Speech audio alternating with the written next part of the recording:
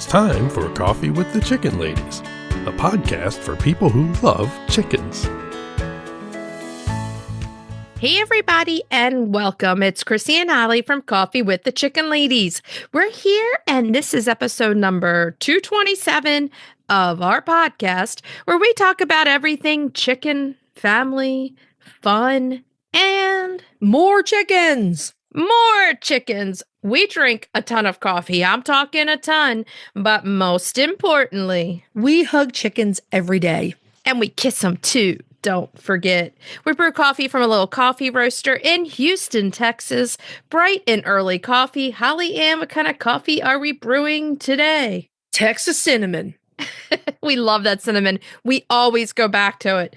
Are you drinking the Texas cinnamon? If you're not, you are missing out. We have a code. It's CWTCL 15 for 15% off bagged coffee. Holly, where can everybody go to get this delicious coffee? brightenearlycoffee.com. And if you use K-Cups, go over to Amazon. Follow them on Facebook and Instagram. Are you ready to sip some of this delicious cinnamon coffee and chat?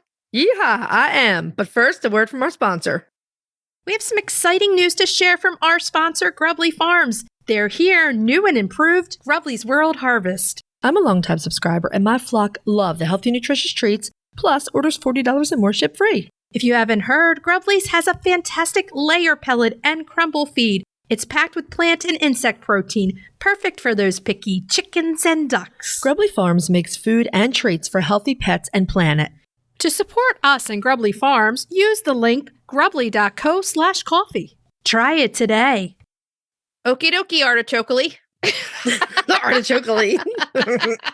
I think I've gotten you to say okie dokie artichoke, and I've said it, but I do say it way more now because you say it all the time. I do. I'm like, okie dokie artichoke. So we had spring a few days ago. It's a little more chilly today, but it's supposed to get warm, like 80 degrees this weekend. When it's that warm, the sheep really struggle with a full wool coat on. So part of me wants to start shearing, but I know we can't do it quite yet. Oh, no, we're going to have cold days. It's supposed to be 32 degrees tonight, so it's going to be chilly. Yeah, I've got some cold weather stuff planted outside, but there's some other stuff that doesn't like it quite so frigid that I can't put out yet. Oh, yeah. I wanted to jump right in and mention something right in the introduction because we had such a great time doing the chick classes over at the mill with Neutrina, and we have a sad thing to report from my area over here. I remember talking to all the people in both classes about staying away from Conowingo Dam. It's a big, huge dam that is in our area, and there's tons of bald eagles, raptors, all the waterfowl that are all right there. Well, this morning on the news, they're shutting down all the trails because there are dozens of vultures that are dying right there. And it's definitely... They tested it. It's coming back avian flu. So I just want everybody, especially if you're listening to this in this area, our area, and you go there to hike or any water areas, don't wear the same shoes out of your car that you wore there for sure. Oh, heck no. And maybe just stay away until it gets a lot warmer and a lot better for not passing the avian flu away. But that came up this morning and I was like, no, it's exactly what I was afraid of. And just not fun. The fact that black vultures migrate, I always wondered why we weren't seeing higher numbers of them. Dr. John Moyle did tell us actually a couple years ago that vultures were one of the animals that were getting hit with avian flu, but it's just that bad this year that we're seeing it really widespread. Yeah, so I just wanted to make a note of it to anybody who's listening in our area, goes there to hike, or anyone anywhere that goes near bodies of water where there's raptors and where there are waterfowl. Because that includes hunting shoes too. 100%. We just wanted to make that little announcement. So I figured the best place would be just to say it now. But yeah, it's scary stuff. It's on the news. It is real, everyone. Listen to us. It's real, and you don't want to bring it home to your flock. So right now, that's what we were saying at these classes. I was saying we have cut out hiking at any areas with water bodies. Yeah. We're out right now because I don't want to chance anything. But, when you think about it, somebody could go there and then to the Tractor Supply, and then you go to the Tractor Supply, and then you wear the same shoes. So the shoe care is number one. Only one pair of shoes for those coops. I now have a pair of shoes strictly for the feed store. Oh, yeah. I get to the feed store. I change my shoes. I wear those shoes in, do what I need to do, get back in my car and change back into my other shoes. I'm not even taking a chance. I'm not. It's definitely smart for sure. On any other note, how are you doing over there? Are you making anything? No, we've been so busy. I'm not. I am going to start knitting. It's a small shawl, but it can also be used like in place of a scarf. And that's probably going to be my plane ride knit project, and my London knit project is probably going to be that. I know. We're getting super excited. Our London trip's coming up in it's about 2 months away. So if you're in the UK, we're going to be in your town, maybe. So maybe. Well, on that note, if you're listening to our show and you're loving it, head on over to Apple Podcasts and leave us a written review. It does amazing things for the growth of our show. And while you're there, hit that subscribe button, because you never want to miss an episode. There might be some really important information you need, and they count them. If you're looking for other ways to help support the podcast, you can tell a few chicken, duck, goose, and turkey-loving friends about us. You can share your favorite episodes on social media. You can become a patron of the show, patreon.com/coffee with the chicken ladies. Thank you to our patrons. The other thing you can do to help support the show is visit our website and our show notes, use our affiliate links and discount codes, and buy products from our sponsors. Yay! So, winter is coming. It's better when Sean Bean says it. Can you stay on topic for just a minute? What topic? Winter. Well, chickens, obviously. And igloo coops from Omelette. Oh, yeah. You got to have an igloo for winter. If you don't know igloos, they're engineered for extremes. Double insulated, waterproof, and stormproof. They keep out any weather and all predators. And you can just wipe them clean. My girls and little man are so comfy in their Igloo Pro. Mine too. Warm and dry all year round. Winter is coming. Be ready with an igloo. Search Omelette. That's OMLET. Hey, Chris. Yeah. Do you like monthly subscriptions? Does it have anything to do with chickens? Of course. Then yeah.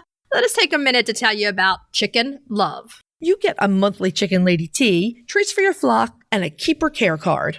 And did you know with every multi-month subscription, you get a free Chicken Love logo t-shirt? Really?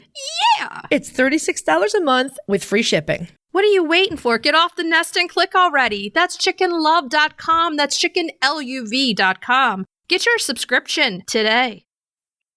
The Breed Spotlight is brought to you by Murray McMurray Hatchery, defining quality for generations. For over a century, Murray McMurray Hatchery has remained a trusted family-owned business, working tirelessly to ensure our poultry meet the highest standards. Whether you are an experienced enthusiast or just embarking on the journey, look to McMurray Hatchery for guaranteed quality, rare and heritage breeds, low minimums, and all the supplies you need to raise your flock. Request a free catalog today.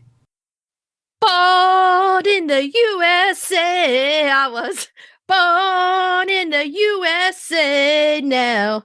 Born in the USA, it's time for the Breed Spotlight. Now, I like that. Yeah. But you let me down because I thought you were going to say something like I'm a big fluffy chicken from the USA. But it's okay. Because this week's Breed Spotlight is a big fluffy chicken from the USA. The Wyandotte. The Wyandotte. Mm-hmm. Yes. The Wyandotte is a beautiful American breed that was developed in northern New York State. They are a dual-purpose breed, and they are well known for their gorgeous lace feathers that come in a variety of colors. They're stunning chickens. They are, if you ask people, let's just say if you got 8 out of 10 people, they would say this is one of their most favorite breeds, especially, well, they would put us in the group. It would be the other two. I know. But you know, that's why I say like 8 out of 10 would be like, I have to have a Wyandotte. This is my breed of choice. They are absolutely beautiful. Some of the most beautiful chickens I've ever seen. And they are very, very, very good birds with humans, with people. I mean, they make amazing pets. They are another success story. They graduated from the Livestock Conservancy's Conservation Priority List in 2016, along with one of our big favorites, the Orpington. Yeah, the big fluffies are winning the race, man. They are. Heck, I mean, both of those breeds are like a big armful of love. That is some Oh, yeah. love. They were named for the indigenous Wyandotte people who once populated the northern U.S., including upstate New York and up into Canada. The breed is beloved worldwide. And we've said, and it's very true, that the Rhode Island Red is the most popular breed worldwide. If you start checking in the UK and Europe, they love them some Wyandotte. Love them. Oh, yeah, definitely. Wyandottes were first imported to the UK in 1881. They were super popular with poultry fanciers, and even commercial farmers would use Wyandottes in the UK up until the First World War. We can thank the Brits a little bit for their love of the Wyandotte because one of the only contemporary sources that I can find on the development of the breed in the UK, Let me guess. Anywhere. Let me guess. Is it Lewis Wright? It is. I've told you many times I am endlessly thankful that this man wrote so much. He wrote until his fingers broke. He may have. What we know is that the Silver Lace Wyandotte was the first variety that was developed, and they, again, were developed in New York State in the late 1800s. But no one seems to know exactly who, why, or even exactly what foundation breeds were used. So according to Lewis Wright, in 1873, the Wyandottes first appeared in American poultry journals under the name Seabright Cochin, a name that makes perfect sense. It does. It really does. Seabright Cochins.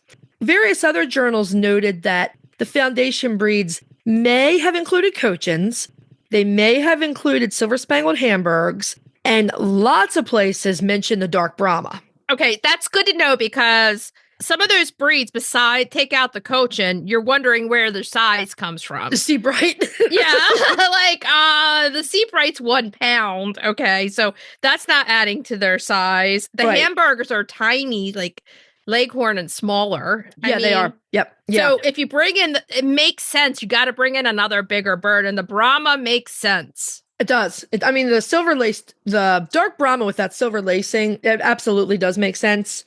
And I'm not going to put you guys through this, but if I sat here with a piece of paper and wrote it out, after reading so many things about genetics of feather colors, I think I could write down the formula to get the double lacing on the Dark Brahma into the single lacing. Oh, yeah. Yeah, definitely. And it's that stunning black and white that you first think of when you see them. I think the silver lace are the most popular of the Wyandottes for sure. Although, what's the one? The blue lace red? The blue lace red, to me, just my personal opinion, is the most beautiful. The blue lace red. Just because it's one of those chickens kind of like the Barnvelder that takes a beautiful picture. Yeah. So well, it just looks like they have all these fluffy blue drawers. I mean, like ruffly drawers on them. It's so cute. Pull up your drawers. Come on. Yeah, fluffy drawers. I've been calling chickens fluffy drawers for 20 years. Get those drawers. Well, that's our first barred rocks. I named one of them Babette, and I named her Babette because, she was barred and she had all this fluff. And I said, she looks like a can girl. Yeah. With the striped bloomers on. So I went through some old poultry journals too. And I also found these birds called American Seabrights. It looks to me like many of the breeders were striving for a dual purpose version of the Seabright Bantam, right? Because those are tiny, tiny birds. Oh, yeah. But they wanted to keep those spectacular feathers. So I also came across several old books that were written at the end of the 19th century and the early 20th century about the breeding and care of Wyandottes. I mean, because people went crazy over them with good reason. Yeah. And if you are a book collector like me, you can sometimes find reprints on Amazon, and sometimes you can find originals on eBay. I think, how it is right now. Everybody wants the rainbow egg basket, the beautiful chickens for their backyards. I think it's timeless. I think back then probably the same thing was happening, and they wanted a big, beautiful, fluffy chicken. So that's what this came out of, and they did it. Right. It's beautiful. It's big. Yeah. Yeah. I mean, there's a reason why everyone went crazy over them. We already know the answer to this, but I will say that I didn't find a lot of specific information about the decline of the breed and how they slipped into endangered status. I just think that was a post-war rising population, rising industrial period that just pushed all the heritage breeds right over the edge. Oh, yeah. So essentially, if you're a new listener, our conclusion is that, like so many heritage breeds, Wyandottes didn't fit the industrial standards because chicken farming had really gone to these huge buildings with rows and rows of the same breed. And these heritage breeds just didn't fit those standards. So they fell out of fashion. Also, at the same time, backyard chicken keeping was falling out of fashion. Right. Exactly. Now, there was a large white version of the Wyandotte that was used commercially in the UK, interestingly enough. But even that bird was supplanted by hybrid layers in the mid-20th century, so after both world wars. I mean, when we were growing up, let's just say from when age 10, from the age we met up, chickens were not popular whatsoever. You did not hear about, okay, that's in the 80s, right? Right. And people were not talking about having chickens. People were not talking about, look at my beautiful chickens in my backyard. People, my mom and her brothers and sister were buying my grandparents one of the first made microwaves out for their anniversary. It was all about the level of convenience and what we can do with modern technology to make our lives easier. And the process level of life went through the roof. I also think post-World Wars, there was this move that we still see today towards these suburban neighborhoods where everything looked perfect, et cetera, et cetera. So what I remember, even as a 4-H kid, hearing is chickens stink, they're stupid, they're dirty, they're messy, all of this stuff. And we know it doesn't have to be that way, but those were the things that were repeated over and over. Yeah, and it was, how can we get things more easily? It wasn't about taking the time to nurse anything from the earth or any animal to create anything. Well, right. You could go to the grocery store on Saturday morning and get a dozen or 2 eggs in a styrofoam carton and you were good. You didn't have to think about that. I mean, we went to the grocery store every 2 weeks on a Friday night. We hated it because it was a Friday night. Oh, God. And we weren't allowed to stay home. My parents would shop for 2 weeks straight. So we had 2 whole carts full of stuff. Wow. And then we would get home and have to put it all away.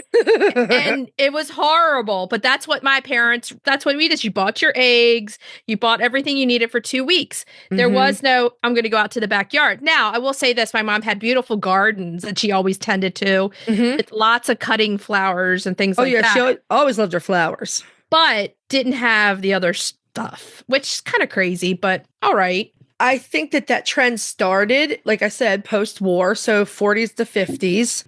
And we've gone another 50, 60 years and people are saying no, this isn't the best way we can live. We can do better things. Well, it's so funny because it was the time of the homemade cake came out of a box still. Right. Perfect example is Ella. Everyone knows Ella's my youngest daughter. She bakes.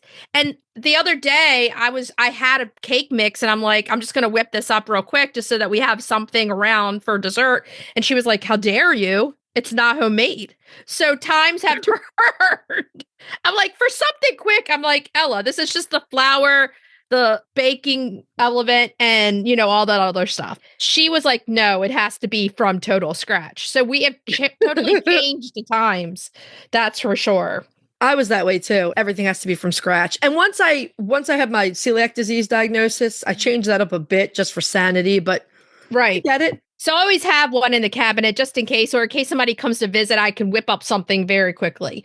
But yeah, that's where we are. And it's actually really nice to see. So we are back to bragging about your backyard chickens. So let's go into the Wyandottes and what they look like and some characteristics of them, because they are a medium to heavy breed chicken. So you're going to have provisions for them that are bigger because they're going to need the room. The rooster average weight comes in at about 8.5 pounds and hens at about 6.5 pounds. So they are big and fluffy. Now, they do have that rose comb. It's sometimes a large one on the roosters, and it is different looking than a lot of other combs. Yeah. So it's unique to itself. And they have the red face, the red earlobes, and moderately sized wattles. They have those gorgeous yellow legs, a deep breast, and a moderately broad back.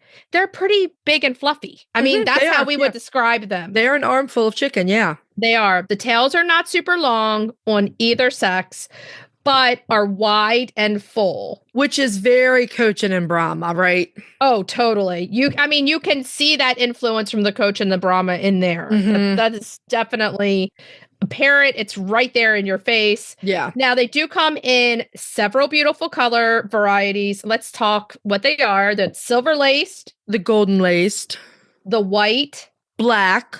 buff, Oh, the gorgeous partridge. the silver penciled, The Colombian. and the blue. Okay, those are the ones that are recognized. Right, APA okay? accepted, right. So there are also some that are not accepted by the APA, and the most popular one being the blue lace red Wyandotte. So people don't show that chicken, which is kind of I don't know, it's a shame. Well, I would say yet. I mean, you know how they have to, it takes a while to get a new color variety accepted. yeah. But I would say yet. I mean, they're such beautiful birds with the blue and the red lacing. They're just gorgeous. Now let's go back and talk about, because you love Mr. Lewis Wright. He also mentions that the buff laced and the spangled Wyandottes back around the 1900s were kind of prevalent and out there. So a spangled Wyandotte would just be like a mottled, if you think about. Right. Well, there are a million spangled birds out there, but it's usually black and white spangled, like the silver spangled Hamburg. Exactly. And then a buff laced, which has got to be gorgeous. Yeah, think about the Polish. So they're somewhat like that, but look like a Wyandotte. Now, I wonder if they still exist in the UK or anywhere else. Who knows? I did not do any super duper duper searching on this one, so I honestly am not sure. But if anyone knows of those colors, let us know. There are also bantams that are adorable. I could get on board with that really easily. I don't know if their personality traits are any different or not. I don't know. I don't know either. Now, the hens are good layers of large brown eggs. They're going to be your brown egg layer in your egg basket. They're going to bring in about 180 to 200 per year. Now, they will go broody and hatch a nice clutch of chicks. We're saying that in a way that is good because broody isn't always bad. Broody is something they go through. If you want chicks, broody hens are the way to go. If you don't want chicks, it's something you have to live through. Right. I do believe that there is great value. I mean, I've said this before. My husband's an Eagle Scout, and we're like prepper light, LITE. Like, we do some prepper stuff because we like to be prepared. And if you're going to live off grid, or if you're in a situation where you think there might be an interruption to your municipal power and you want to hatch chicks, the broody hen will do everything for you at no cost, and you don't need any power source. I mean, it's great. The clutches that I hatched with Nankin hens were so easy.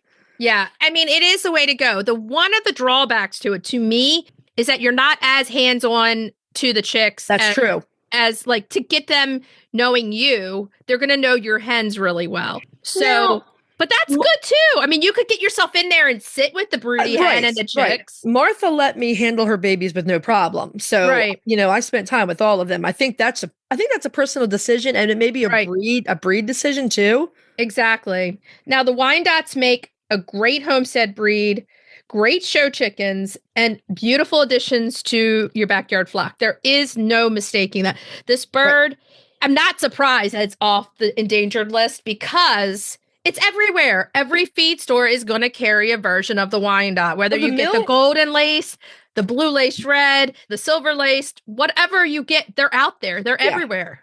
I tend to love the golden lace. I just think that's a stunning color combination. Yeah, it's really pretty. They're all gorgeous. Now, they are good layers and good broodies, as we said, but there is something to watch out for.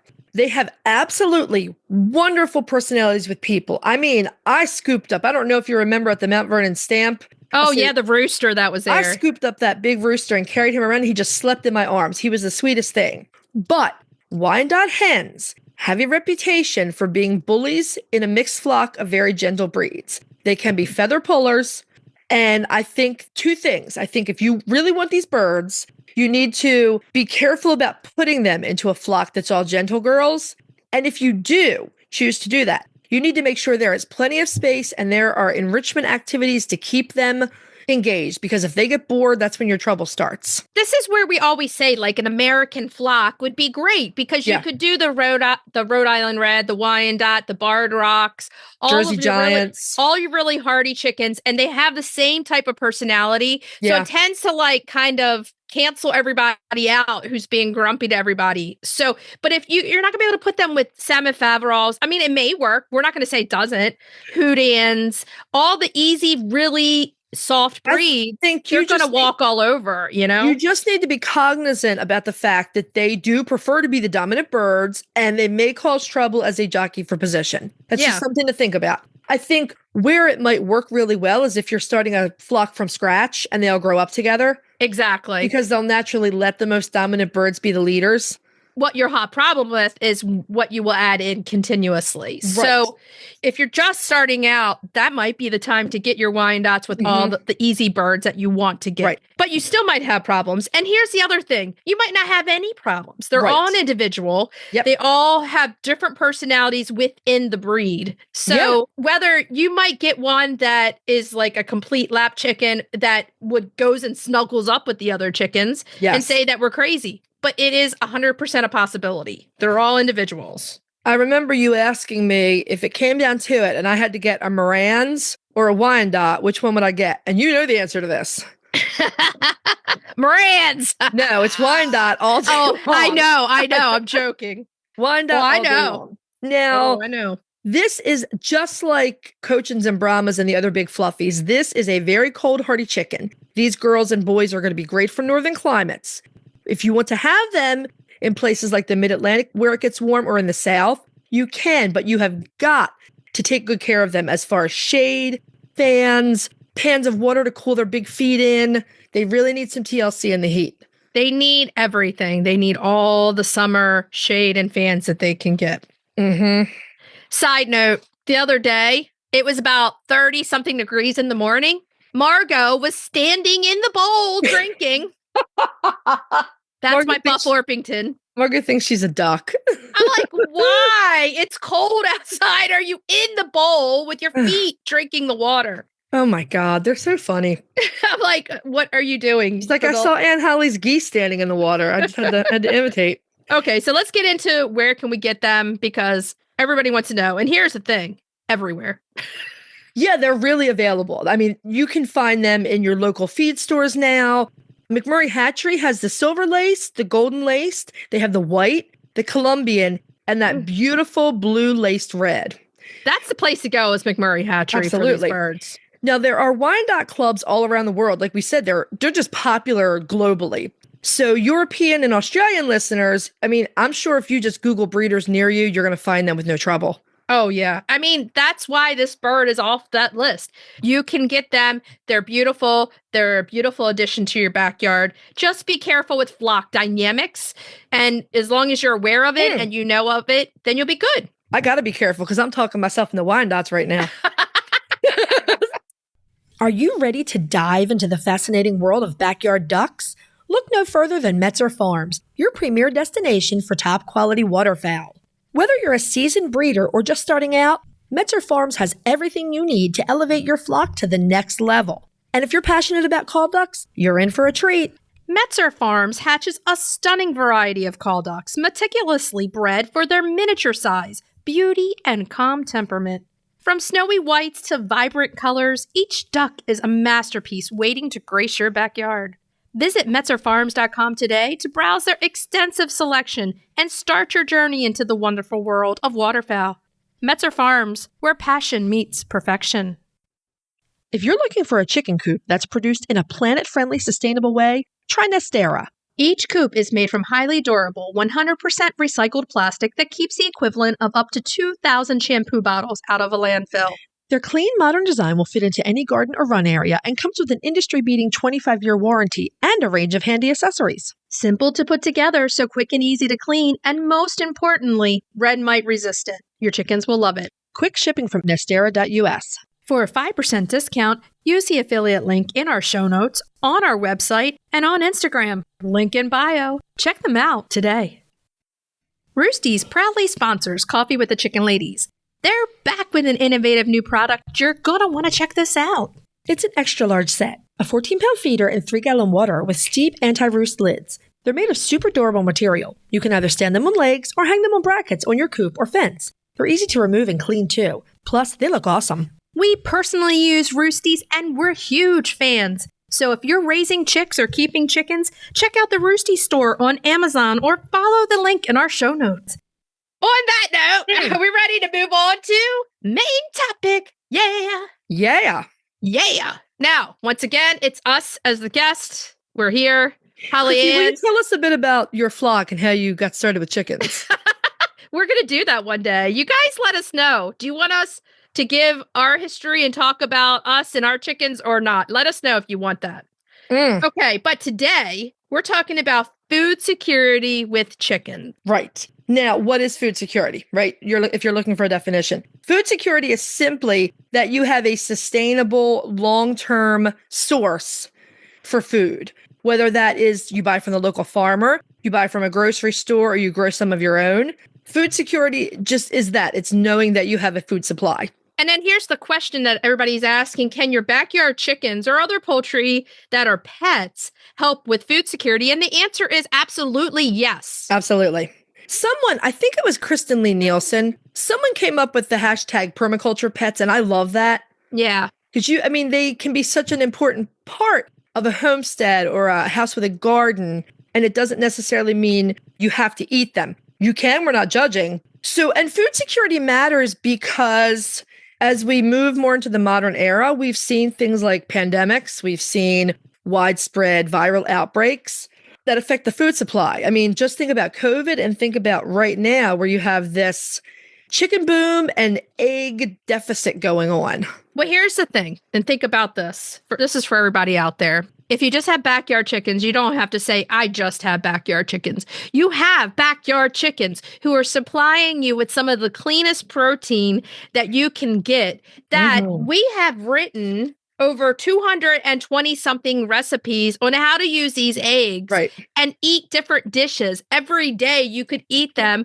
and create a healthy, balanced diet, knowing that you feel good, that you've treated these animals in the right way, that they're in your backyard, getting the best feed, all the love. And there's so many ways to use eggs. And then right down to it, the protein that you can do is an egg. So dietitians, I have to find what study I found this in, or it's probably multiple studies. Scientists have said that eggs are, beside human mother's milk given to infants, eggs are the most bioavailable protein source that we as humans can eat.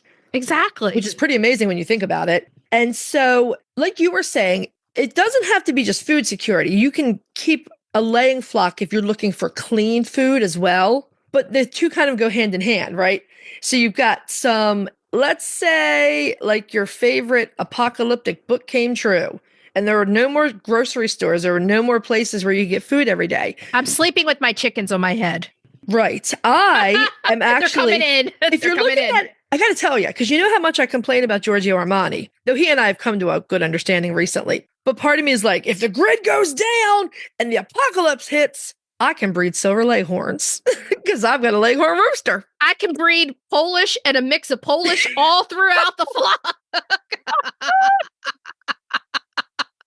That's right, you can. The king was out today with me, and he's protecting those eggs just in case that happens now at this point. I know we've talked about this on the phone, but listeners, little man really loses his mind if anyone tries to take the eggs. It's like he thinks his progeny, he's guarding his legacy. He's like, these eggs are my children, my future generation. He's like, my ladies worked hard. Ladies for me, you can't have them. He'll even go after his mama for the egg. He does, but then he comes out and snuggles with me and whatever. But, you know, it's crazy. When you have food security, you do feel better. And in this day and age, I don't even pay attention to the egg news because I get almost a dozen a day right now. I'm not trying to boast about it. What I'm trying to say is by having these in my backyard, it does give me a sense of security. Well, that is your reality. My reality is currently 16 to 17 eggs per day. Yeah. So I texted all my sisters and my mom and I said, we got an egg special this week. Buy one, get 3 free. Buy none, get 3 free. I will deliver. My mom wanted 1 dozen. I bought her 1 dozen and then I brought her another dozen and a half. Yeah, exactly. Everybody that walks in the door, would you like a dozen eggs? But the reality is, like you were saying, it is food security. We know we have this source of protein that we can rely on. Exactly. Let's look at it this way. For everybody out there, Ella and I have been watching Survivor together for a few seasons. It's our Wednesday night thing. And look at on Survivor, they give them 2 to 3 chickens to survive. They do? Yes. Is that a new thing? It's been happening for a while on the season. So if they win a challenge, they can get like 3 chickens. And the last season, they returned the chickens because some of the guys wanted to kill the chickens, and the girls were like, no, we should eat the eggs and live off the eggs, which to me is what I would do 1,000,000% over. That's a more long-term sustainable source right there. Exactly. And because they couldn't come to an agreement, they brought the chickens back and said, instead, can you just give us 2 dozen eggs and take the chickens back?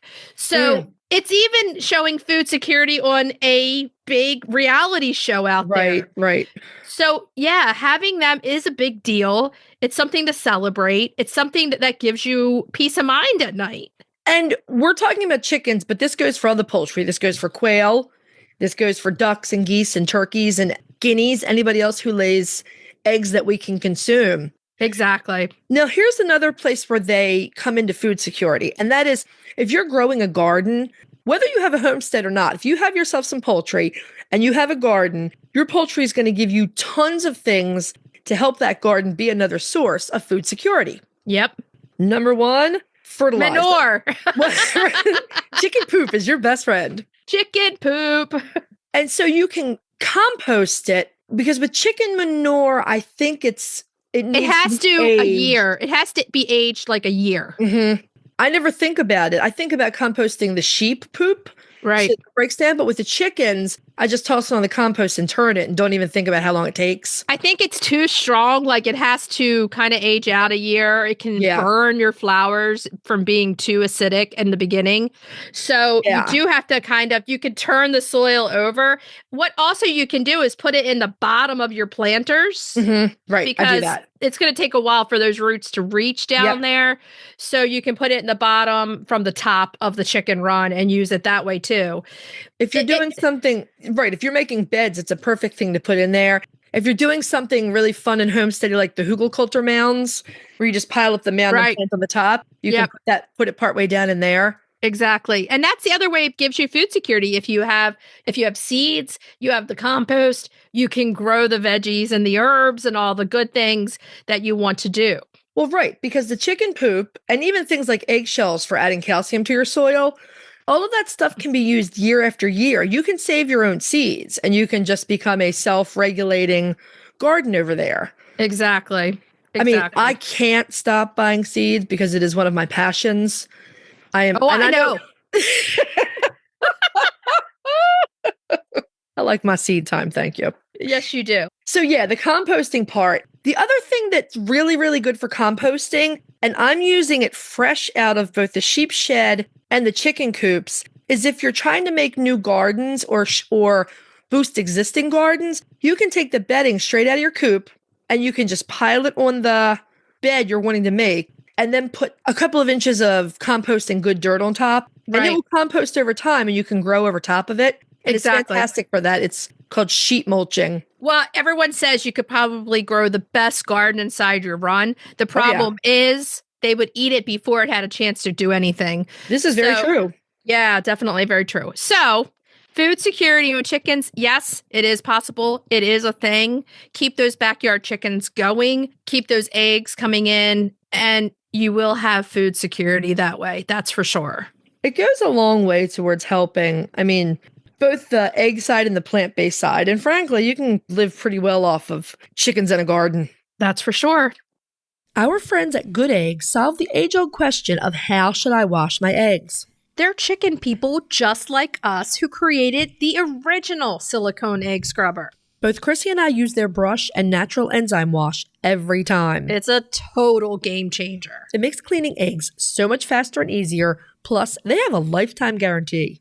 Good Egg is a small family business right here in the U.S., and they donate 10% of all profit directly to folks affected by cancer. Go check them out at goodeggstuff.co. That's goodeggstuff.co. Tell them Chrisie&Holly sent you. Are we ready to move on to cracking the eggs? And boy, am I excited about this recipe. Cracking those eggs. Now, we were talking about for April doing brunch recipes, and this one came up. I just had it in Mexico a few weeks ago, and it's delicious. Bananas Foster French toast. I could eat it for dinner tonight. It would be great. I know. That's what I was thinking the same thing. I'm going to do a really big batch of it, and it's definitely not just going to be breakfast. So there are a lot of recipes for this dish floating around, and some of them are easier than others. I mean, some of these get really intense, like Right. the bananas Foster caramel. You can also use rum or other liquor and set it on fire if you want, but that is completely up to you. We did not make flaming French toast. This French toast is on fire. We kept our version on the easy side because most of us are super busy. It's spring. This is also a make ahead version. Yeah, which is great because you can even do it on a weeknight, get up a little early and just put it in the oven. One of the things that happens when French toast doesn't work is that the bread hasn't soaked up all the stuff. Oh, yeah. So leaving it overnight, it really soaks all the good stuff in, and then you can just pop it in the morning. You can also get up and make this early in the morning for a same day brunch dish if you give it enough time. I like the bake. Do you know why? Because standing at that oven, bread piece after bread piece, never fun when you're making for a big group. I wasn't going to go for that. As soon as we wanted to develop this recipe, I was like, this is an oven. This is a job for the oven. Oh, yeah. So let's go through the ingredients. It's a half a cup of butter or dairy-free butter, and you want that cubed. 2/3 of a cup of packed brown sugar, a half a cup of heavy whipping cream or dairy-free whipping cream, a half a teaspoon of ground cinnamon, a 1/4 teaspoon of ground nutmeg, a 1/4 cup of finely chopped pecans, and they are optional, 3 large bananas sliced, 12 slices of egg bread or challah or gluten-free bread, or Holly's recipe, which is, tell me about this. Holly's recipe. Remember for a while there, I was working on my bread recipes. Yeah. Oh, yeah. You've been talking about your bread for a while. Right. So the one that I finally developed has 2 eggs in it, 2 chicken eggs. Okay. And we'll just link that because if you're looking for gluten and dairy-free egg bread, you can get challah. Yeah. Easily, but not gluten and dairy-free. So I'm just going to link my recipe. The other thing, we'll get to the eggs in a second, but you can also use duck or goose eggs in this recipe. There'll be a conversion then too, because they're going to be different size. Right. Okay, so let's do 1.5 cups of 2% milk or plant milk, 3 large eggs, and that is my guess if we're using chicken eggs, and they're going to be less if we're using duck or goose eggs. For goose eggs, one goose egg would be 3 chicken eggs, right? I would do one. No, not necessarily. I've found a lot of variation. So what I usually do is 1 goose egg, 1 chicken egg. Oh, okay. And because this is a custard, I think it's fine. Okay, 1 tablespoon of sugar and 1 teaspoon of vanilla extract. Or if you're my dad, you say vanilla. Vanilla. Some vanilla. You want to start with a microwave-safe mixing bowl, large one. Put your butter in there, microwave it in 30-second spurts. Usually it doesn't take more than 30 to 45 seconds to melt all the butter. To that bowl, you're going to add the brown sugar, the whipping cream, the cinnamon, nutmeg, and the optional pecans. Then you're going to add the bananas and toss gently to coat. That's going to be your caramelly sauce. Exactly. You're going to pour all of that into a 13 by 9 inch baking dish that you have greased. Grease it first. You don't need sticky stuff. Then you're going to arrange your bread slices over top, and you might have to trim them a bit to get them to fit neatly. Okay, yeah, definitely. You're going to place the remaining ingredients in a bowl. You can do this in a blender or a food processor, but I don't feel like washing either one of them. So I just do it in a mixing bowl with a whisk. So you're going to use the milk, the eggs, the vanilla extract, and a little bit more sugar. Whisk that up. You're going to pour that custard over top of the bread. And this is where you want to let it soak for a while. So pop it in the refrigerator covered. Yeah, exactly. I mean, at least a few hours. To make at least sure a few hours. At least it soaks through. It does, right. I mean, overnight's fine, of course. When you're ready to bake this, you want to preheat your oven to 375. Take the casserole dish out to warm up a bit while the oven's preheating. Pop that baby in there uncovered. Bake it 35 to 40 minutes or until a knife inserted or a cake tester comes out clean. Let it sit for another, say, 5 to 10 minutes to firm up a little bit, and then you're going to serve it. You can, if you have a big platter and you're skilled at this, you can try to flip the whole thing over so it looks like bananas on the top. Oh, yeah, that would be pretty. That would be really pretty. But I do not have that much faith in myself, so I'm just going to use a wide spatula and flip them over top, flip them upside down onto the plate. And again, you can pour rum on them and set them on fire if that makes you happy. And then your French toast is on fire. Yes, Try it is. it. You might like it. You might love it. Let us know. Send us pictures. We would love to see it. Okay, so let's move on to retail therapy. Retail therapy. Yeah.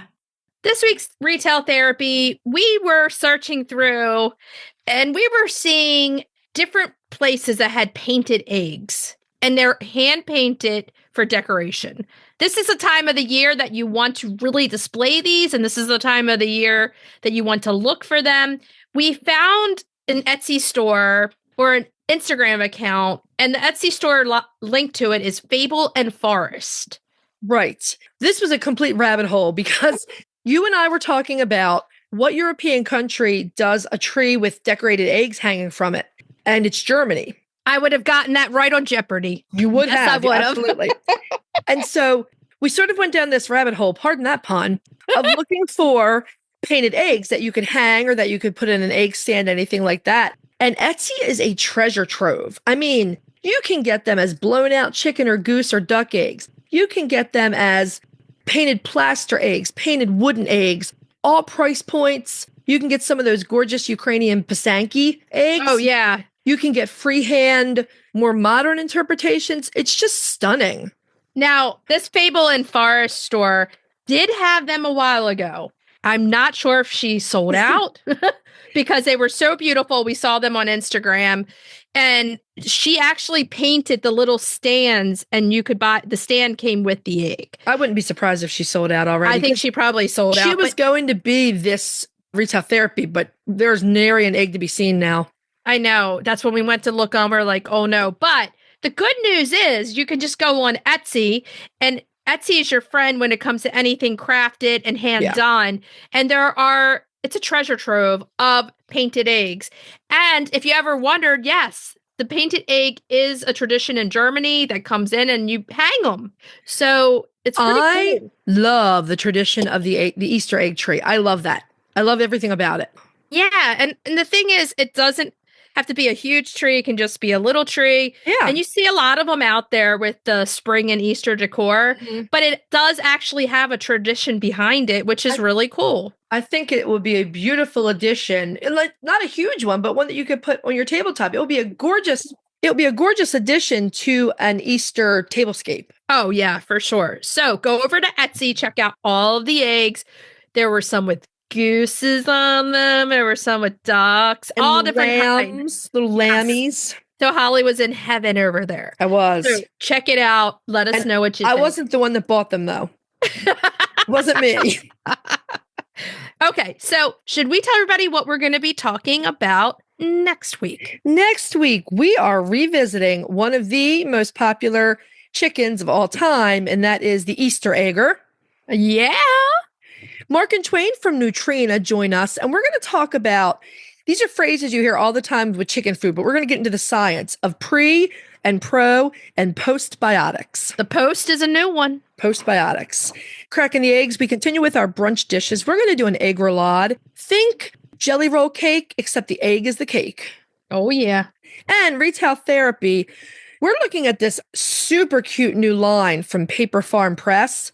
It's clothing, it's chicken stationery, it's spring and chickens wrapped together, and it's fantastic. It's so much fun. Okay, so what should we tell everybody to do until next week? Hug your chickens, ducks, geese, and turkeys. Every day, and kiss them too. We'll talk to you next week. Bye-bye. Bye. If you'd like to see more of us, please follow us on Instagram at Coffee with the Chicken Ladies. If you'd like to help us grow the podcast, please leave us a written review on Apple Podcasts. If you'd like to become a patron of the show, please visit our Patreon page, patreon.com/Coffee with the Chicken Ladies. Thanks for listening.